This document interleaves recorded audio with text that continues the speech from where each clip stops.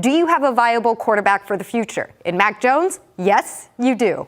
Can Bill Belichick still operate as a general manager after having some questionable drafts over the last couple of years with enough money?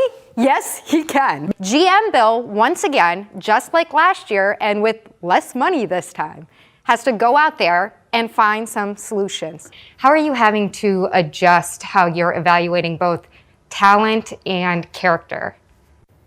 Yeah, you pretty much hit it. This is very similar to last year in that a lot of Zoom calls. We do have the pro days this year, but we don't have the combine. Before I let you go, I have to ask one question because everybody is talking about it. Will we see Nike at all in this year's draft? And we'll keep that for our draft day secret. But I can do without the constant play-by-play paycheck updates for players. I'm happy for them if they're getting bonuses.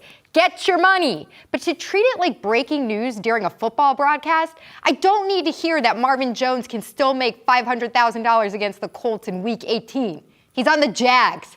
Enough!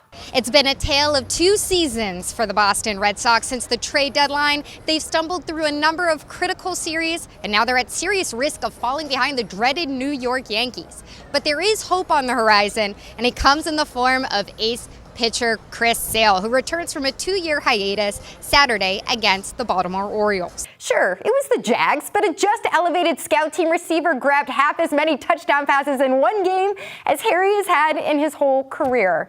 The Patriots rely on a next man up philosophy, and after 3 years, it's clear that it's just time to move on to the next. Time to say au revoir, Nikhil. Mac, I wanted to ask you specifically about that taunting call that came down on David Andrews that offset a foul against a Buffalo defender that you were in the middle of.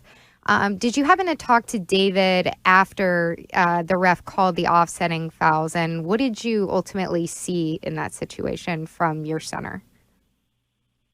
Yeah, I mean, I think I really appreciate him having my back along with the offensive line. And at the end of the day, it's football, and you know, we're all going to go out there and compete and all that. And it was just one of those plays, and I guess the refs made the call, and kind of is what it is. But at the end of the day, we just got to go out there and execute the plays and try and do it between the whistles and all that. But I can't, thank them enough for having my back in every situation. So.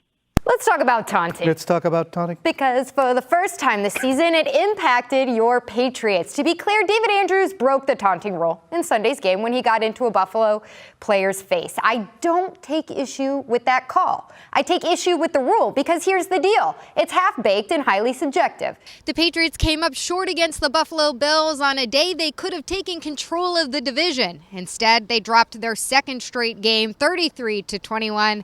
And now the path to the playoffs looks a little more crooked for New England. Hey, what are we doing?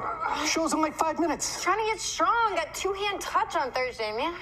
What is wrong with you? It's not going to do any damage at all between now and Thursday. You're not going to be terror off the edge. Get your head around that.